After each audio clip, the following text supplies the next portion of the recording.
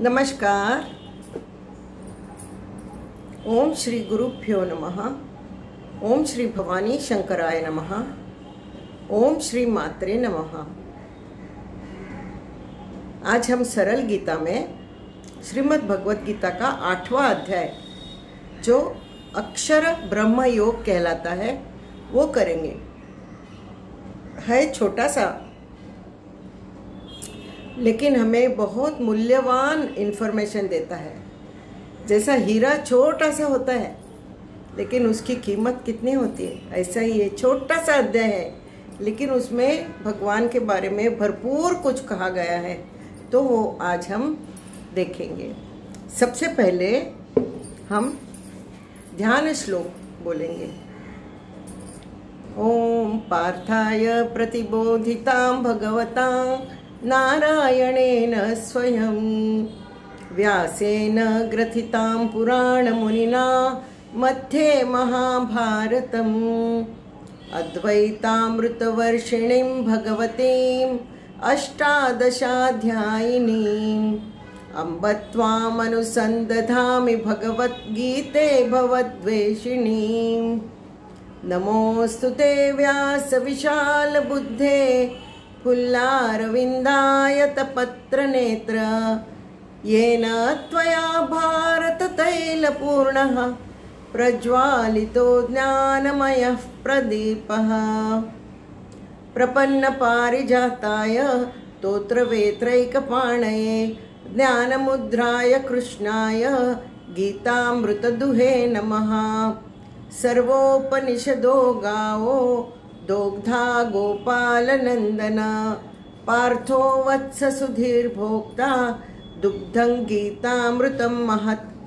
वसुदेवसुतं देवं कंसचाणूरमर्दनं देवकी परमानन्दं कृष्णं वन्दे जगद्गुरुं।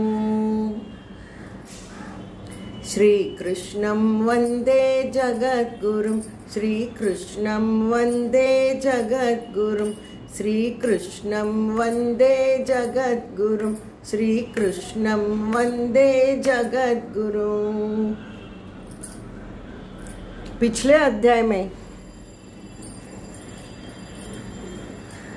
अर्जुन ने ज्ञान और विज्ञान के बारे में भगवान को पूछा और भगवान ने सब एक्सप्लेन किया।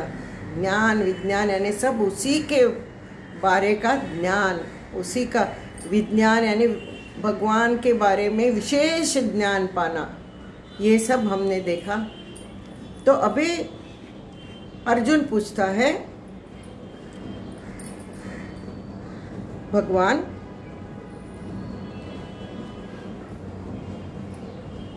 चलो सुनते हैं अर्जुन क्या पूछता है। अर्जुन पूछता है, हे भगवान, ब्रह्म क्या है?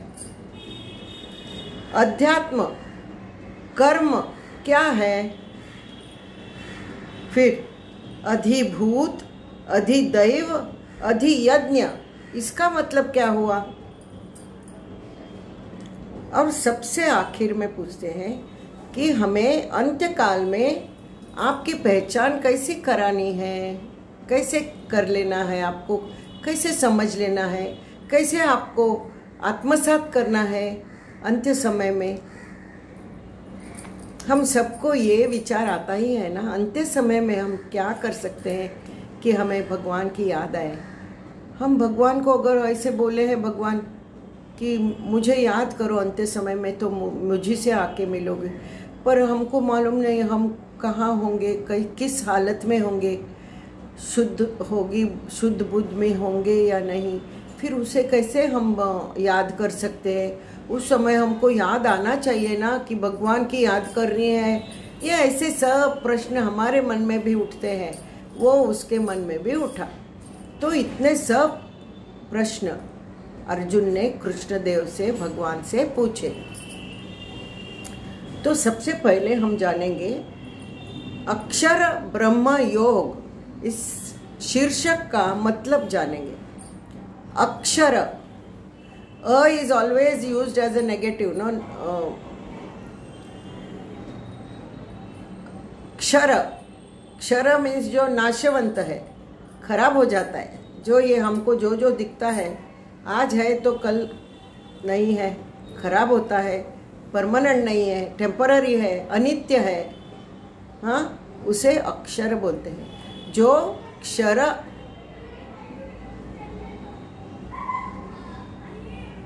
क्षर नहीं है, जिसका नाश ही नहीं है, ये नित्य वस्तु जी है, वो सब क्षर है।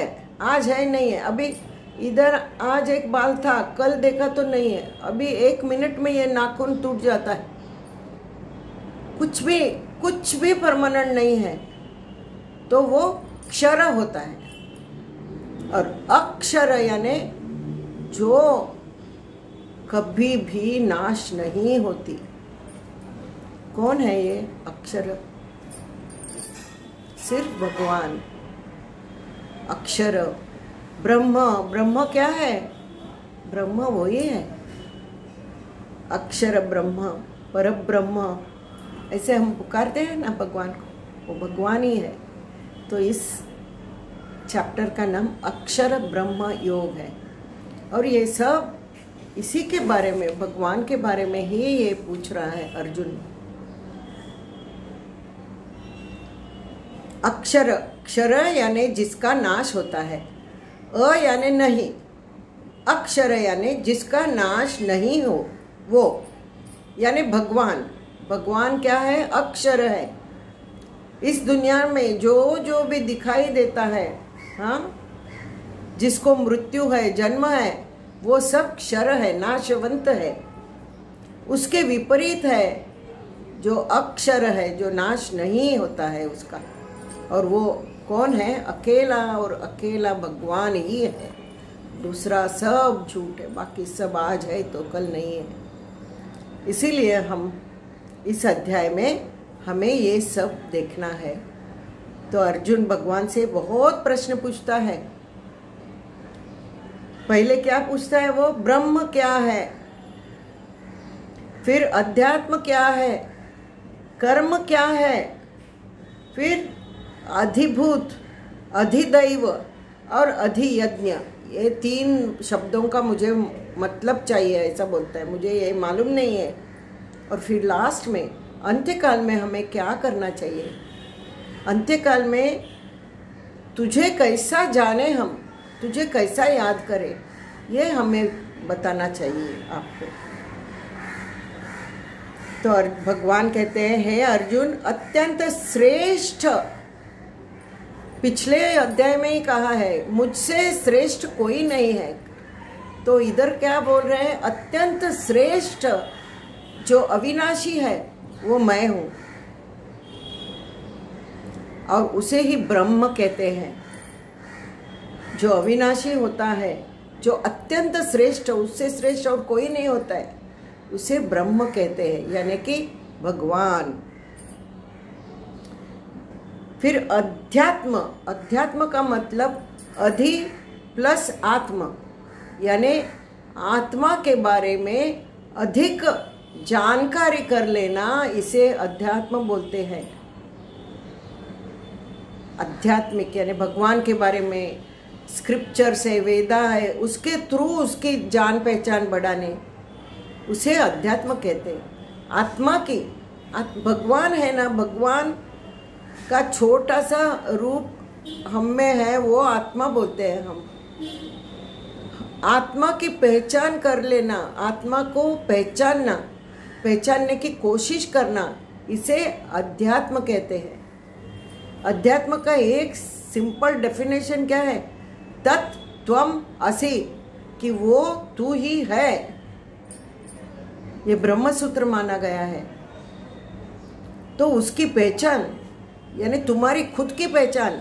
खुद कौन? ये शरीर नहीं, हमारे अंदर जो बसा है भगवान, उसकी पहचान करने की कोशिश करना, अभ्यास करना उसका, उसे अध्यात्म कहते हैं। अधि आत्म, आत्म का अभ्यास करना, इसे अध्यात्म कहते हैं। फिर कर्म तो हम जानते हैं, ये बुक मैंने उठाया, ये क्या बोलते हैं उसे, एनिमेट अनएनिमेट क्या बोलते, सचेतन और अचेतन। मैं सचेतन हूँ, है कि नहीं? मनुष्य सचेतन है, ये अचेतन है। तो इसे मैंने उठाया, यानी द व्यवहार बिटवीन अचेतन एंड सचेतन इज कॉल्ड कर्म। ये पेन मैंने उठाया, पेन इज अचेतन, हाथ इज सचेतन। तो ये उठाने की जो क्रिया है उसे हम कहते हैं, क्या कहते हैं? कर्म, कर्म कहते हैं। हमने दूसरे पांचवें अध्याय में कर्म किया है ना। हाँ, उठाना, ब्रीथ करना, जो भी मनुष्य जो भी क्रिया करता है, नहीं करता है, ऐसा ही पड़ा है, फिर भी जब तक उसकी सांस चलती है, जब तक वो मर नहीं जाता, उसका कर्म चलता ही रहता है, उसे कर्म कहते हैं।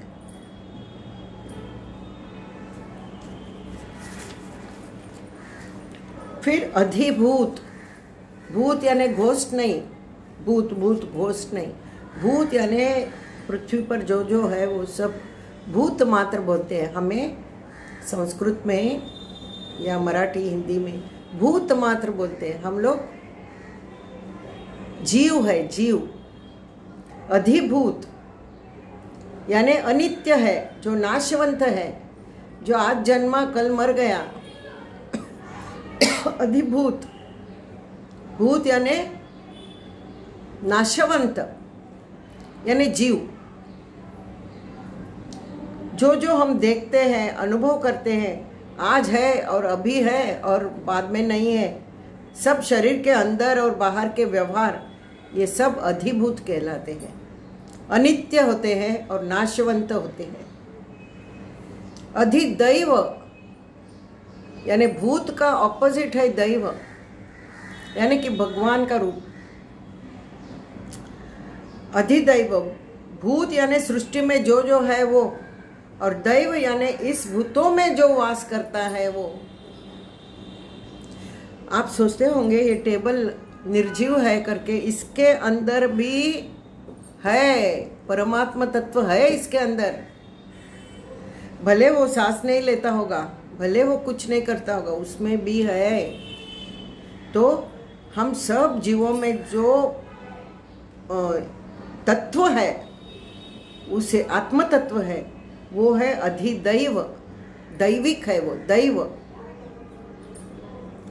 वो क्या है? नित्य है और अमर है। वो बोला है दूसरे अध्याय में, भगवान ने कहा है ये कपड़ा, ऊपर का कपड़ा चला जाता है, सिर्फ आत्मा वही रहती है। आत्मा कभी विनाश नहीं विनाश नहीं होती। वो है अधिदैव, यानी वो है जो विनाश नहीं होता, जिसका अविनाशी तत्व है, उसे अधिदैव बोलते हैं। अभी अधियज्ञ, यज्ञ यानी यज्ञ देव को, यज्ञ देव है, भगवान है। जो कुछ हमारा अर्पण होता है, जो कुछ हमारा कर्म होता है, वो भगवान को ही अर्पण होता है। भगवान ही हमसे करवाता है और भगवान ही लेता है। We are just instruments. तो अधियज्ञ यानी सर्व अधिपति बोलते हैं ना, मठाधिपति, और कुछ स्कूल के प्रिंसिपल को बोलते हैं ऐसे पति, राष्ट्रपति, सब राष्ट्र के हेड ऑफ द फैमिली, वैसे अधिपति है, यज्ञ का अधिपति, हेड ऑफ द यज्ञ इज भगवान। 12 यज्ञ हमने देखा है ना, सब यज्ञ हम इदम न मम करके उसे देते हैं, उसे अर्पण करते हैं, वो उसको ही मिलता है, वो ही हमसे करवाता है और वो ही खुद को वो यज्ञ हम अर्पण करते हैं। तो वो है अधिपति, यज्ञ का अधिपति, अधियज्ञ बोलते हैं उसको। जो अधिपति है यज्ञ का, उसे अधियज्ञ बोलते हैं। और लास्ट अंत्य समय में कैसा हम ये करें? देखो, एक गायक है, गायक की बैठक महफिल जमा हुई है, तो पहले वो क्या करता है? शुरू होने के पहले वो तंबूरा है, होता है ना तानपुरा, उसका सुर वो बजाने वाला होता है, उसका सुर वो अपने सुर से मिलाता है। समझो काली चार है मेरी, तो काली चार में वो सुर की तार मिलाता है। वैसे हमें करना है। भगवान की तार है ना, वो हमारे दिल की तार से जुड़ जानी चाहिए। ब्लैक 3 है तो ब्लैक 3 ही भगवान। हाँ, तो क्या होता है फिर? Traffic becomes very easy, smooth running. रोज का होता है। वो कितना तो गायक पहले ओमकार से लेके भैरवी तक वो गाते रहता है, अलग अलग राग गाता है, अलग अलग सब प्रकार के गाने गाता है, फिर भी उसका सुर वो नहीं छोड़ता है। उसका एक कान तंबूरे पर ही होता है, तानपुरे पर ही होता है। वो जो उसकी पट्टी है उस पट्टी पर ही होता है, वो अलग पट्टी पर गा ही नहीं सकता। वैसे हमें होना चाहिए। हम जग भर कहाँ भी घूमे, कौन सा भी व्यवहार करें, कुछ भी करें, हमारी तार है ना, उससे मिलनी चाहिए, जुड़नी चाहिए। कभी भी इधर उधर सुर नहीं हिलना चाहिए हमारा। तो फिर हमें उसको अलग से याद करने की ज़रूरत ही नहीं है। वो हमेशा अपने में ही होता है, हमारे में ही होता है। और फिर अंत्य समय में कैसे याद करें, पूछने की बात ही नहीं है। वही तुम्हारे ऊपर है, तुम्हारे अंदर है, तुम्हारे बाहर है, तुम्हारे मन में है, तुम्हारी सोच में है। तुम्हें मालूम ही नहीं है कि वो है अंदर, होता ही है वो। फिर तुम्हें अलग से याद करने की ज़रूरत नहीं। लेकिन तुमको सारा जन्म उससे अपनी तार फेविकॉल के जोड़ जैसी होनी चाहिए। तो फिर अंत्य समय में उसकी याद अपने आप आती है, अपने आप। मृत्यु समय में आदमी कौन से पोजीशन में होता है किसी को मालूम नहीं है ना। तो इसीलिए पूर्व तैयारी हमें करनी है। कभी पहले ज़माने में कहते थे रिटायर होने, अरे तू कुछ करता है क्या, भजन कीर्तन को जाता है क्या? अरे अंकल अभी क्या गाने का, अभी तो हम यंग हैं, अभी रिटायरमेंट होने दो, फिर हम घर बैठते हैं ना तभी करेंगे। नहीं, इतने से छोटे होते हैं ना तभी मम्मी का हाथ पकड़ के जाना भजन, फिर बड़े होते होते किसी ऑर्गेनाइजेशन को ज्वाइन होना, उनकी सेवा में भाग करना, उनका सब संस्कार सीख लेना। यही है तार जुड़ना। होना ही चाहिए, ये होना ही चाहिए। कैसे स्कूल में जाते हैं हम केजी में, हाँ, केजी से हम पीएचडी जाते हैं ना, होते हैं, बड़ी बड़ी पदवियां लेते हैं। शुरुआत कहाँ करते हैं? शुरुआत बालपन में ही करना चाहिए। हर एक माँ को मैं बता रही हूँ, पेट में बच्चा होता है तभी से शुरू करो, तभी से शुरू करो। अच्छे विचार पढ़ो, अच्छे विचार देखो, अच्छे विचार सुनो, भगवान का म्यूजिक सुनो। भगवान को अंदर स्पंज जैसा होना चाहिए हमको। We have to be like a sponge. कितना भी पानी वो खींच लेता है ना स्पंज, वैसा भगवान के बारे में जो जो है, जो जो नमूना है, गायन है, कीर्तन है, पढ़ना है, लिखना है। जब कितनी भी लड़कियां मैंने देखी है, पेटसी लड़कियां, जय श्री राम जय श्री राम जय श्री राम लिखती है। बुढ़ा होने की वो राह देखती है क्या? नहीं। क्यों? उसे अभिमन्यु पे कैसे संस्कार हुए थे गर्भ में, वैसे ही संस्कार होने हैं बच्चों में। गर्भ संस्कार बोलते हैं, वो बाहरी पूजा है, लेकिन ये गर्भ संस्कार माता ने खुद करने चाहिए अपने बच्चों पर। तो ही अंत्य समय में उसका नाम जिह्वा पे आएगा। ये याद रखो बराबर। There is no young and old for Adhyatma. There is no young and old for Bhagwan. The minute you are born, your cycle starts, your connection starts with Bhagwan. Yes, don't ever forget that. यही अध्यात्म है। भगवान की पहचान कर लेना यही अध्यात्म है। और अध्यात्म को एज नहीं है। Underline this line. अध्यात्म को छोटा बड़ा बूढ़ा बालक बूढ़ा कुछ नहीं है। शुरुआत जितनी जल्दी हो सके उतनी जल्दी करो। उसके संस्कार होते हैं मन पे। वो बच्चा बड़ा होते होते भगवान का ये होता है, भगवान को पूरी तरह से वो स्पंज की तरह अपने अंदर खींच लेता है। यही कह के मैं ये आज का अध्यात्म योग या वॉट एवर दे कॉल, क्या बोलते हैं, अक्षर ब्रह्म योग। अक्षर यानी वो जो क्षर नहीं, जिसे क्षर नहीं, जिसे नाश नहीं, अविनाशी तत्व, वो अक्षर, वही ब्रह्म इज परम ब्रह्म, परम तत्व। उससे अच्छा और बढ़िया और कुछ नहीं है इस दुनिया में। ये योग का मैं चैप्टर मैं आज पूरा करती हूँ और सबको मैं हैप्पी न्यू ईयर बोलती हूँ।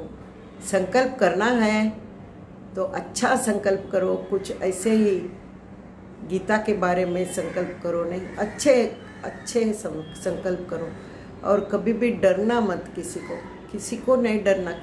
कोई भी रोग आने दो ना, जो होना है ना अपने शरीर से वो होएगा, पर वो है ना अपने को संभालने को। क्यों डरना, क्यों डरना नहीं। डरने से भित्याचा पाठी ब्रह्म राक्षस, जो डरता है उसी के पीछे राक्षस भागता है कि नहीं। एक कुत्ता वो कर रहा है, तुम ऐसा ही खड़ा रहो, कुछ नहीं करेगा तुमको। तुम ऐसे भागोगे, तुम्हारे पीछे ही भागेगा। ऐसे किसी को डरने की ज़रूरत नहीं है। भगवान अपने साथ है तो कुछ भी नहीं हो सकता। हमारा बाल भी बाका नहीं हो सकता। क्या बोलते हैं कबीर जी, बाल भी बाका न कर सके, चाहे जब वैरी हो चाहे जग वैरी होए। कितने भी वैरी क्यों न आए, भगवान अगर अपने पक्ष में है, ऐसा ही तो है भगवत गीता में। वो इतने सब दुर्योधन सब थे, लेकिन अर्जुन के साथ क्या था, दुर्योधन ने सारी सेना उठा ली कृष्ण की, सब का सब उठा लिया। कृष्ण बोला, अर्जुन अरे तेरे लिए कुछ भी नहीं छोड़ा रे उसने। तो अर्जुन क्या बोलता है, कृष्णा तू है ना रे मेरे साथ, फिर मुझे काहे का डर, तू आ मेरे साथ। अरे पर मैं शस्त्र नहीं उठा रहा हूं, शस्त्र नहीं उठाऊंगा मैं। ठीक है, just being there is more than enough for me. ऐसा होना चाहिए, ऐसा ही होना चाहिए। अर्जुन से और कृष्णा से हमें बहुत सीखने जैसी बातें हैं। वो अर्जुन जो पूछता है वो सब हम पूछते हैं भगवान से। हमारे मन ही मन शंका होती है, वो सब वो भगवान एक्सप्लेन करते हैं अर्जुन को। इसलिए भगवत गीता पढ़नी बहुत ही ज़रूरी है, बहुत ही ज़रूरी है। और इसीलिए वो कठिन नहीं लगे, इसीलिए मैंने ये प्रयास किया है कि सरल रीति से सबके घर में ये गीता पहुंच जाए। फिर एक बार इंटरेस्ट जागृत होने के बाद फिर बाद में you can take a deeper study into Bhagavad Gita. But Bhagavad Gita is a must vitamin, it's a vitamin for a healthy and care free, fear free life. प्रेम से बोलो जय कृष्णा, जय श्री कृष्णा, जय श्री कृष्णा, जय श्री कृष्णा। जय गुरु, नमः पार्वती पतये, हर हर महादेव।